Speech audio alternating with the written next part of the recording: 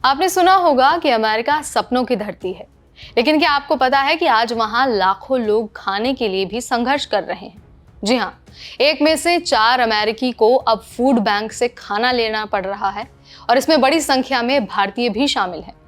जिस देश को हम डॉलर की बारिश समझते थे, वहां अब लोग ब्रेड और अंडों के लिए लाइन में खड़े हैं।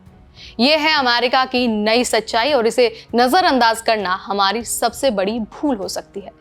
आज के इस वीडियो में हम आपको डिटेल से जानकारी देंगे, बहुत आसान भाषा में सारी चीजें समझाएंगे और बताएंगे कि आखिर ये हो क्यों रहा है। नमस्कार, मेरा नाम है नेहा उपाध्याय और आप देख रहे हैं एनबीटी टेक एड। अमेरिका को अक्सर दुनिया का सबसे अमीर देश कहा जाता है, लेकिन आज यानी कि 2025 में हालात कुछ और ही कहानी कह रहे हैं। Washington state department of agriculture के अनुसार हर 4 में से एक अमेरिकी पिछले साल फूड पेंट्री गया, यानी कि खाना पाने के लिए मदद ली। नॉर्थ सेंट्रल वॉशिंगटन जैसे इलाकों में लोग बड़ी संख्या में फूड बैंक का सहारा ले रहे हैं। लेवनवर्थ के कम्युनिटी कबर्ड फूड पेंट्री ने 2024 में 1300 से ज्यादा घरों में मदद पहुंचाई है और 2025 की शुरुआत में ही 3000 लोग वहां खाना लेने पहुंच गए हैं। अगर हम भारतीयों की स्थिति की बात करते हैं तो जरा ये सुनिए। हजारों भारतीय स्टूडेंट्स और टेक वर्कर्स अमेरिका में रहते हैं। जो लोग नौकरी की तलाश में हैं या फिर ओपीटी पर हैं, उनके पास ना तो स्टेबल इनकम है और ना ही कोई सेफ्टी नेट। खाने पीने की महंगाई इतनी बढ़ गई है कि $100 में अब सिर्फ 2 से 3 दिन का ही राशन आता है, जो पहले $30 तक में मिल जाता था। एक भारतीय ने सोशल मीडिया पर लिखा कि अगर फूड बैंक नहीं होता तो शायद वो डिप्रेशन में चला जाता। उनको ओपीटी भी खत्म होने वाला है और उन्हें नौकरी मिल नहीं रही है। वीजा एक्सटेंशन को लेकर भी उनके मन में डर बना हुआ है। फूड प्राइस और रेंट के अगर हम इम्पैक्ट की बात करते हैं तो यूएसडीए के डेटा के अनुसार 2022 में फूड प्राइस में 9.9% की तेजी आई है, जो 1979 के बाद सबसे ज्यादा थी। 2023 में 5.8% और 2024 में 2.3% की बढ़ोतरी हुई है। अब यानी कि 2025 में भी 3.2% तक रेट बढ़ने का पूरा अनुमान है।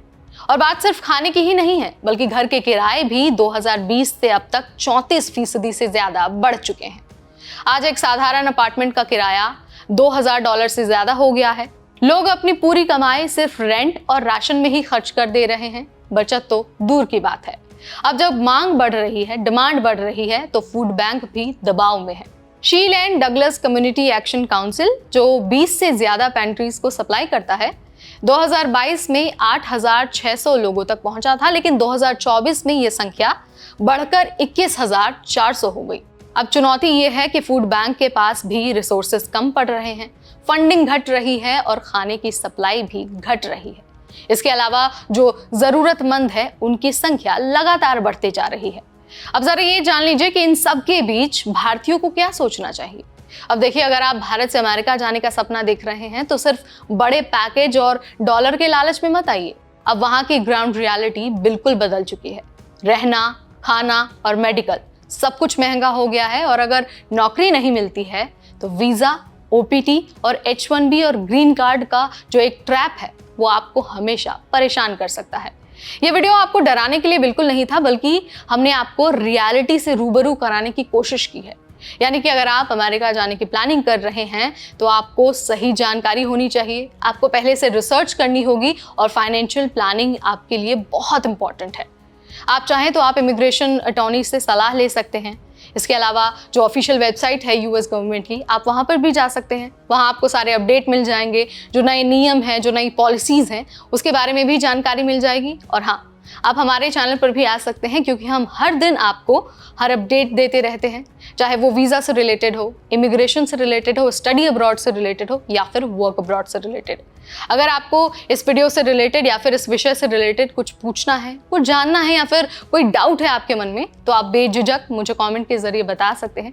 मेरी पूरी कोशिश रहेगी कि आप तक मैं पहुंचूं और आपके हर सवाल का आंसर दे पाऊं। फिलहाल इस वीडियो में इतना ही। अगली बार फिर आएंगे नई जानकारी, नया वीडियो, नया अपडेट लेकर। Till then, this is me Neha Upadhyay, signing of.